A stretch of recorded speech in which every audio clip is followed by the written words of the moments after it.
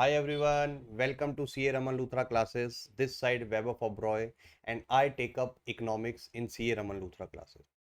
So basically, as I promised you कि मैं आप लोगों को ना क्वेश्चंस प्रैक्टिस करवाऊंगा. ठीक है.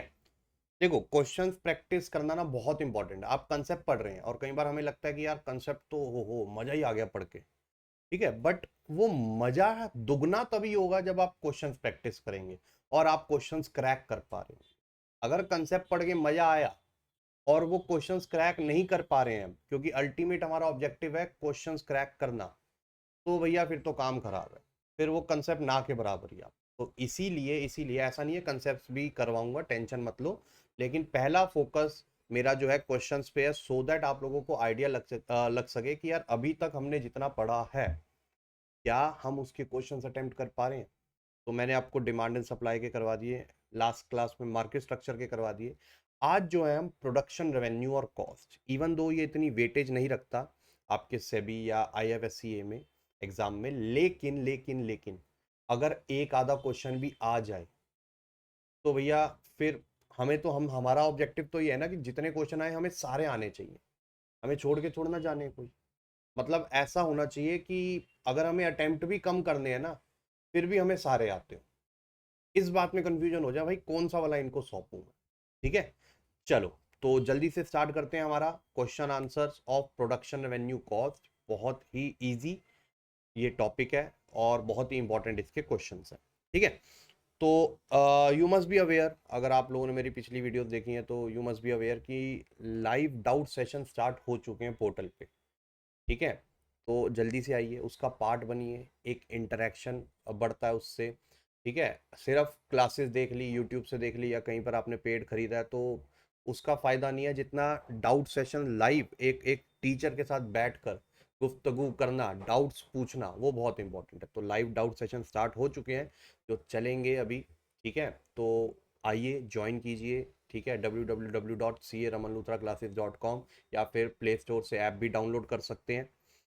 और हमारे कुछ notable results over the period रहे हैं in all the exams, whether it is IFSCA, whether it is PFRDA, whether it is SEBI.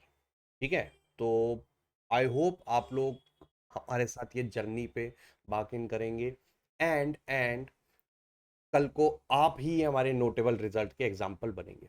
ठीक है. चलिए, तो क्वेश्चन नंबर 1 आपकी स्क्रीन पर.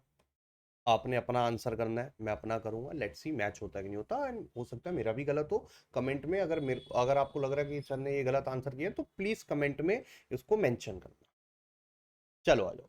तो dash is the equation that expresses the relationship between the quantities of productive factors such as labor and capital used and the amount of product obtained and the amount of product obtained.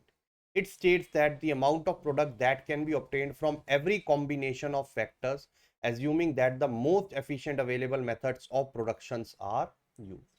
तो ऐसी equation जो एक relationship बताता है quantity of productive factor, labour, capital, resources etcetera, और कितना output हम बना पा रहे हैं वो. It states that the amount that can be obtained from every combination of factors, assuming most efficient available methods of productions are used. तो ऐसी कौन सी इक्वेशन है? क्या वो कंजम्पशन है? कंजम्पशन तो कंजम्पशन के बारे में बताएगा कंजम्पशन फंक्शन, प्रोडक्शन के बारे में थोड़ा ना बताएगा, वो वैसे भी मैक्रो में पढ़ेंगे हम. उसके अलावा law of variable proportion. Law of variable proportion तो एक बेसिकली रिलेशन बताता है, नो डाउट. आउटपुट और उसमें ही बताता है क्वांटिटेटिव फैक्टर्स में, sorry quantity of output and productive factors में. लेकिन वो एक स्पेसिफिक टाइप की रिलेशन देता है. ठीक है कि भैया पहले इंक्रीजिंग रेट, फिर decreasing rate, then falls in the short run. ठीक है. तो ये एक स्पेसिफिक आंसर नहीं हुआ. Production function, I think the correct answer is production function here, क्योंकि लॉ वेरिएबल प्रोपोर्शन तो सिर्फ शॉर्ट रन में होता है. समझ रहे हैं बात की नहीं समझ रहे, जिसको हम रिटर्न्स टू फैक्टर्स भी बोलते हैं. तो इसका आंसर हो जाएगा आपका प्रोडक्शन फंक्शन, जो कि बेसिकली हम ऐसे रिप्रेजेंट करते हैं. ठीक है. P या फिर Q is the output, is equal to function of P. ठीक है, फैक्टर्स ऑफ प्रोडक्शन या फिर functions of labour and capital, ऐसे करके. तो ये क्या होता है आपका प्रोडक्शन फंक्शन जो बेसिकली एक रिलेशनशिप आपके एक्सप्रेस कर रहा है between the output and the inputs. ठीक है, अगला क्वेश्चन आपकी स्क्रीन ये रहा। The law of diminishing marginal return states that, ठीक है, अब law of diminishing marginal returns, marginal returns में वो फोकस करते हैं हमारे मार्जिनल प्रोडक्ट पे। ठीक है, तो मार्जिनल प्रोडक्ट का लॉ, डिमिनिशिंग मार्जिनल प्रोडक्ट का लॉ क्या कहता है? As more of variable input is used, while other inputs and technology are fixed, the average product of variable input will increase. तो जितना ज्यादा हम वेरिएबल इनपुट यूज करेंगे, other inputs and technology remains fix, average product, average की तो बात ही नहीं करता हूं, एज मोर ऑफ वेरिएबल, यहां पर देखो ये छोटे छोटे वर्ड्स पे ध्यान देना, नहीं तो पढ़ने में तो सारा सेम ही है। इंक्रीज एक गलत है और एक एवरेज प्रोडक्ट गलत। As more of variable input is used, while the other inputs and technologies are fixed, marginal product, marginal of the variable input will eventually decrease. ठीक है जी, तो इसका आंसर हो गया बी पार्ट, जिसमें आपका मार्जिनल प्रोडक्ट इवेंचुअली, शुरू में तो बढ़ता है बट इवेंचुअली एक पॉइंट के बाद जाकर गिरेगा। As more of variable input is used while other inputs and technology are fixed, average product फिर इसने यूज कर दिया डिक्रीज, ठीक है, लेकिन एवरेज प्रोडक्ट यहां पर गलत। As more of fixed input is used, ना वेरिएबल इनपुट इज यूज, तो एक एक वर्ड ध्यान से पढ़ना है, अदरवाइज ये क्वेश्चन कभी अटेम्प्ट नहीं कर पाओगे। तो इसका आंसर हो गया B part. Question number 3, which of the following statement is correct in regards to short run? Short run के सेंस में कौन सी स्टेटमेंट इसमें से ठीक है, करेक्ट है? Some factors of production are fixed while the other factors of production are variable in short run. True है, short run में तो ये होता है, देखो शॉर्ट रन लॉन्ग रन में डिफरेंस क्या होता है, यही होता है। शॉर्ट रन में कुछ फैक्टर्स जो है वेरिएबल होते हैं, फैक्टर्स ऑफ प्रोडक्शन, और कुछ जो होते हैं वो फिक्स्ड होते हैं। और लॉन्ग रन में आपके सारे ही वेरिएबल होते हैं। शॉर्ट रन से लॉन्ग रन में ट्रांजिट तभी होता है जब शॉर्ट रन में जो फिक्स फैक्टर्स हैं उनकी कैपेसिटी फुल हो जाए। ठीक है, labour is fixed in the short run, नहीं लेबर तो वेरिएबल होती है। There are only fix factors of production in the short run, नहीं वेरिएबल और फिक्स अभी तो पढ़ रहे हैं हम। तो आंसर हो गया ओनली वन, आंसर हो गया only one. Question number 4, if first labour is producing 5 units of total output, 2 labour, second नहीं है 2 है ये, labor are producing 10 units of total output and 3 labor are producing 15 units of total output. Which of the following specific law is shown here? तो अगर आप ध्यान से देखें, फर्स्ट लेबर कितना बना रही है 5 यूनिट, 2 कितना बना रही है 10, 3 कितना बना रही है 15। तो अगर हम एम आर निकालें, एम आर ऑफ सेकेंड वो आ जाएगा आपका 10 minus 5, 5। M R of employing third unit of labour वो हो जाएगा 15 माइनस 10, 5। तो 5 5 ही बढ़ रहा है, तो यहां पर कांस्टेंट रिटर्न्स आ रहे हैं हमें। तो इसमें कौन सा लॉ लग रहा है? Law of constant return. कौन सा लॉ लग रहा है? Law of constant return. ठीक है, अच्छा इसी से पता लगाओगे, अगर डिक्रीज हो रहा होता तो डिमिनिशिंग, इंक्रीज हो रहा होता तो increasing. Law of returns to scale जो है वो एक ब्रॉडर है, उसमें सारे आ जाते हैं, diminishing, increasing, constant. Question number 5, explicit costs are the expenses which the business manager must take into account of because they must actually be paid by firm. Which of the following is example of explicit cost? आपको क्या लगता है इसमें से कौन सा explicit cost है? explicit cost technically वो होता है जो एक्चुअल में पेमेंट होती है, जिसकी एक्चुअल में पेमेंट की जाती है, उसको हम क्या बोलते हैं? Explicit cost. तो अगर हम बात करें वेजेस एंड सैलरी पेमेंट, क्या वो एक्सप्लिसिट है? ये उनकी पेमेंट होती है ना एक्चुअली में। Expenses on purchase of raw material, वो भी आपकी देखो 2 टाइप की, 3 टाइप की होती है, एक्सप्लिसिट, इम्प्लिसिट, अपॉर्चुनिटी। एक्सप्लिसिट जिसकी एक्चुअल में पेमेंट होती है, इम्प्लिसिट जो ओनर प्रोवाइडेड चीजें होती हैं जिसकी पेमेंट नहीं होती है, and opportunity cost, value of next best alternative for cost, जो कि इम्प्लिसिट का ही पार्ट होता है। तो एक्सप्लिसिट मतलब हमें देखना है एक्चुअल पेमेंट किसकी होती है। वेजेस एंड सैलरी की पेमेंट होती है, रॉ मटेरियल्स की पेमेंट होती है, लाइट फ्यूल, एडवर्टीजमेंट, ट्रांसपोर्टेशन सबकी पेमेंट होती है, टैक्सेस एंड डेप्रिसिएशन और रिपेयर चार्जेस इनकी भी पेमेंट होती है। तो टेक्निकली क्या सारे आपके एक्सप्लिसिट कॉस्ट के एग्जांपल हो गए कि नहीं हो गए? यही पूछा ना, अगर नॉट पूछता तो फिर उसमें नॉट वाला ढूंढते, हम तो यस वाला ढूंढ रहे।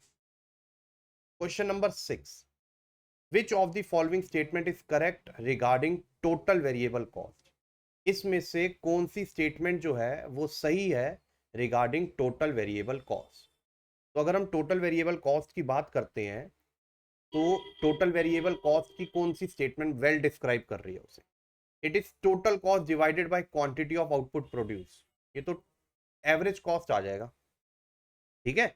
जब भी किसी उससे डिवाइड कर देंगे क्वांटिटी से तो टोटल तो कभी नहीं मिलेगा, एवरेज ही मिलेगा। It is the opportunity cost of company using the existing resources they own ना।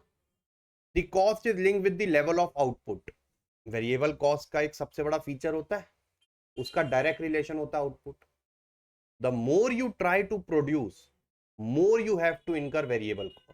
फिक्स कॉस्ट तो सेम रहती है ना, तो ये ठीक हो गई statement. It is total money cost और अकाउंटिंग कॉस्ट नहीं। It is the total amount of money of a business must pay to keep their operation running regardless of how many products they make और sell. ये तो fixed होता है, तो answer हो गया C part only, variable cost, जो कि आपकी वीसी और आउटपुट में एक डायरेक्ट रिलेशन होता है, ठीक है।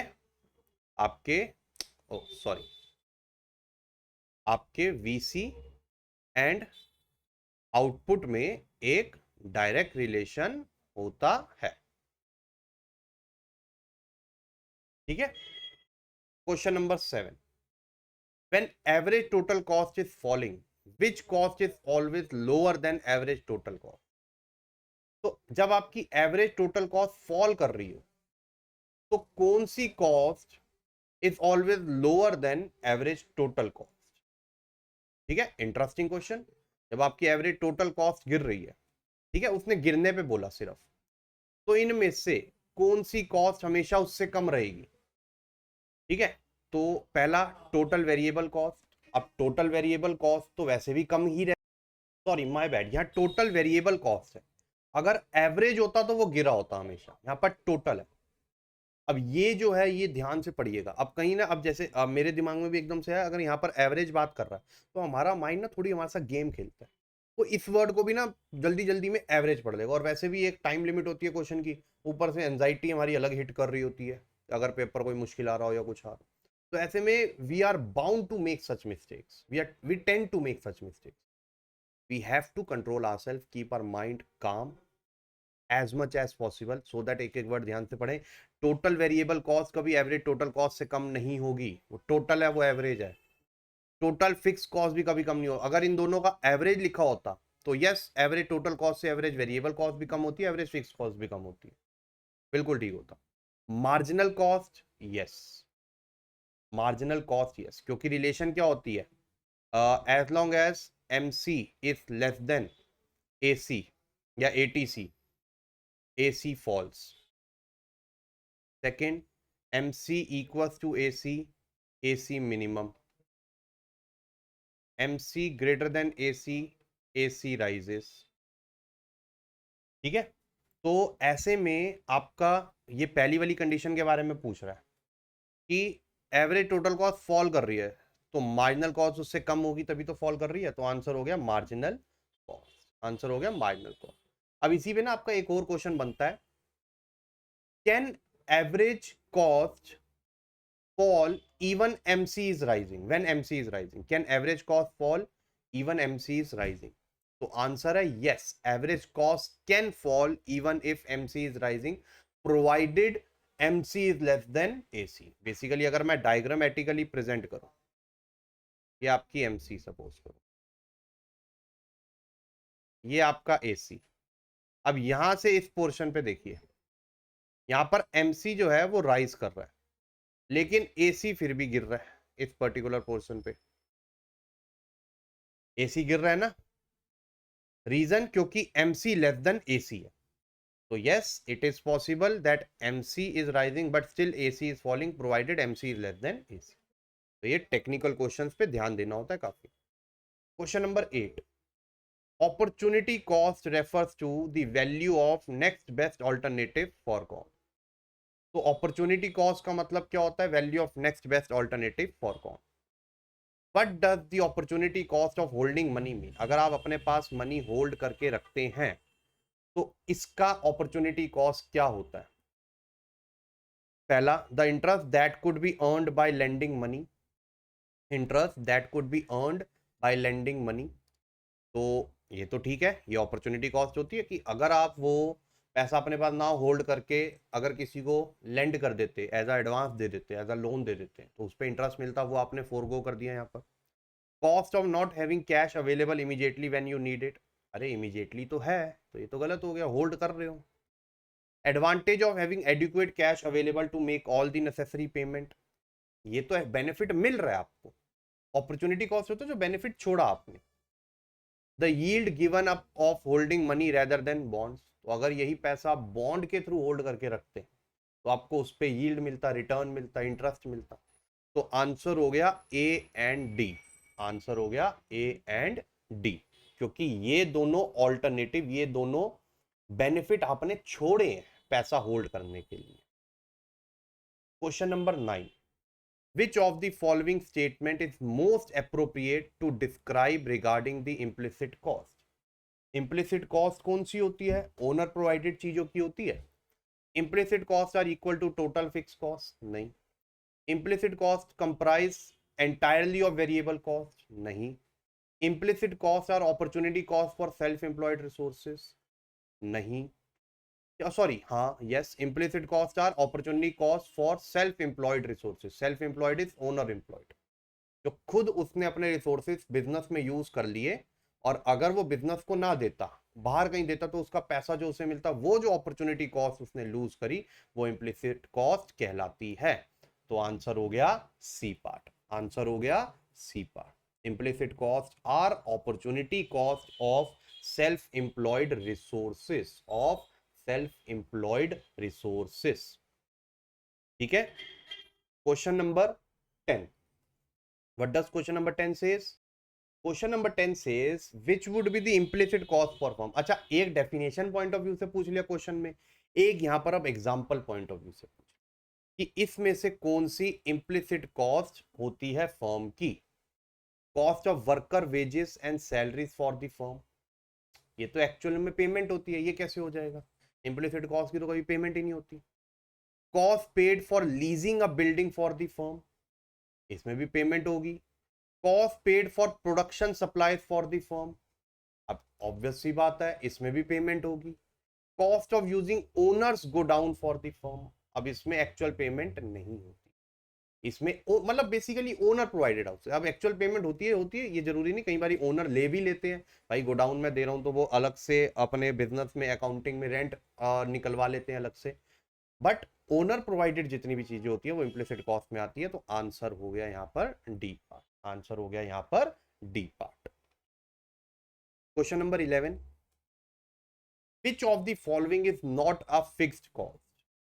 इसमें से कौन सी फिक्स्ड कॉस्ट नहीं है? फिक्स्ड कॉस्ट कौन सी होती है? जो लेवल ऑफ आउटपुट पे डिपेंड नहीं करती है। ठीक है, which remains fixed whatever the level of output is. Monthly rent of $1000 contractually specified in a year lease for factory.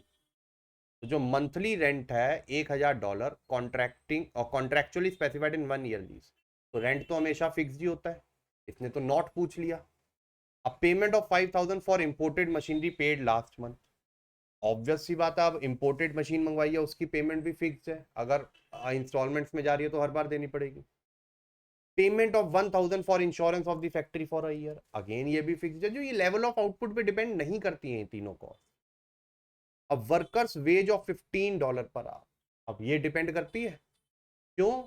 क्योंकि जितना आप उससे काम करवाना चाहोगे उतने, मतलब अगर आप आप उससे ज्यादा आउटपुट बनवाना चाहते हो तो ज्यादा घंटे काम करवाओगे, उस हिसाब से ये वेरी कर जाएगी।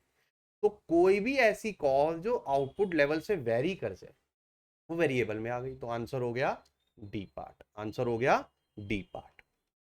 Question number 12, a firm is producing 40 units, firm कितना बना रही है? 40 यूनिट्स।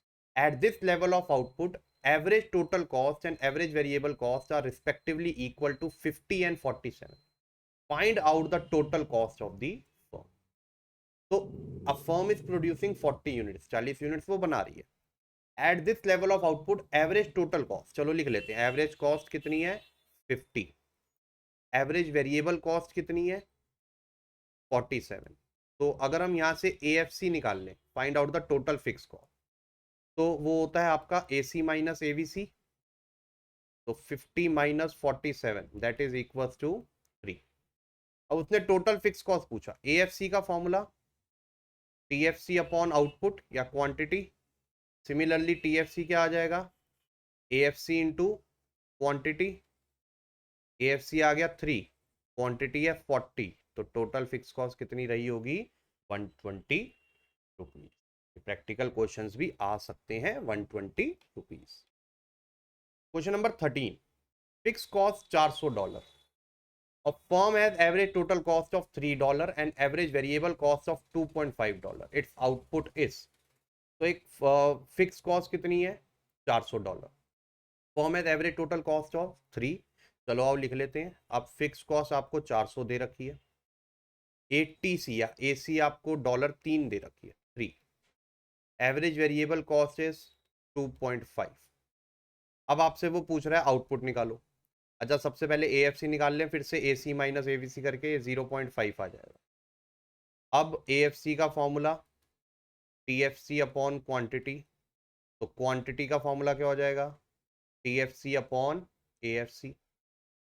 TFC कितना दे रखा है हमें यहाँ पर, TFC दे रखा है हमें यहाँ पर आपका कितना है 400, और AFC आ गया 0.5, तो ये हटा, ये आ गया ऊपर, तो आपका हो जाएगा ये 5 4 कितने 40 है ना 800, तो आंसर आ गया आपका 800 यूनिट्स, आंसर आ गया आपका 800 यूनिट्स। ठीक है, moving on to question number 14, short run average variable cost is equal to, short run में जो एवरेज वेरिएबल कॉस्ट होती है, एवरेज वेरिएबल कॉस्ट का फॉर्मूला क्या होता है, it is total variable cost upon quantity produce या आउटपुट प्रोड्यूस, तो total variable cost divided by output, ये ट्रू है। अब जल्दबाजी में पहला टिक कर देंगे नहीं, जब ऑप्शन में ऑल ऑफ द अबव भी है तो क्या पता सारे हों, एक बार देख तो लो। दूसरा फॉर्मूला AVC का AC या ATC माइनस AFC, तो ये भी ठीक है। तीसरा इसकी definition variable cost per unit of goods और सर्विसेज, ये भी ठीक है, पर यूनिट ऑफ गुड्स और सर्विसेज, तो answer all of the above हो गया ना। अगर आप जल्दबाजी में अभी A कर देते तो हो जाता भैया बहुत बड़ा विस्फोट। अगला question, at a price of ₹20 15 units are sold and at a price of 19 16 units are sold. ठीक है, तो आपका अगर प्राइस 20 था तो 15 यूनिट्स बेच रहे थे, अगर प्राइस 19 है तो 16 यूनिट्स बेच, आपको निकालना है मार्जिनल रेवेन्यू जब आपने आउटपुट 15 से 16 यूनिट्स पर इंक्रीज किया।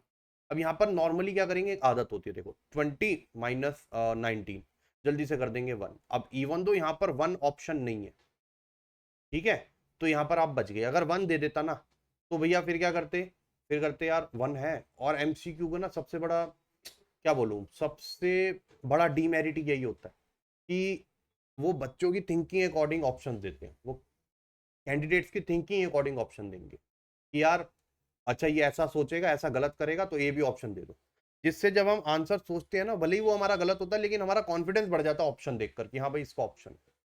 तो ये नहीं, एक बार क्रॉस चेक करो अच्छे से। तो जैसे अगर उसने बोला प्राइस 20 है, माइनल रेवेन्यू का फॉर्मूला क्या होता है, जब भी दो ऐसे वो TRN माइनस TRN माइनस 1, तो TRN कितना है यहाँ पर, TR तो हमें निकालना पड़ेगा, तो TR एट 16 निकालो सबसे पहले, दैट इज जब प्राइस 19 था तो 16 यूनिट्स बेचे, तो 19 इंटू 16, ठीक है, तो ये कितना हो जाएगा आपका 19 इंटू 16, पहले हम कर लेते हैं 16 इंटू 20, ये हो गया आपका 16 इंटू 20 हो गया 320, उसमें से 16 माइनस कर देंगे 304, कितना आ जाएगा 304। ऐसे ही हमें TR एट 15 निकालना है, वो हो जाएगा आपका 20 इंटू 15, 15 टू द 30, ये 300, तो 304 माइनस 300 आ गया आपका आंसर 4, तो 4 is your answer, 4 is your answer. तो बहुत बहुत अटेंटिवली हमें ये आंसर्स करने होते हैं, ठीक है। तो that's all, I hope you like the video, और अगर कोई सजेशन है तो प्लीज़ कमेंट में लिखना। देखो इतना इंपॉर्टेंट नहीं है ऑनेस्टली बताऊं, ये जितने क्वेश्चन कराएं ज़्यादातर मोर और लेस ऐसी ही वेराइटी आप एक्सपेक्ट कर सकते हो, अगर आया भी इक्का दुक्का क्वेश्चन। ठीक है, चलो तो ऐसे ही अब हम नेक्स्ट क्लास में मिलेंगे। Till then bye bye, take care and have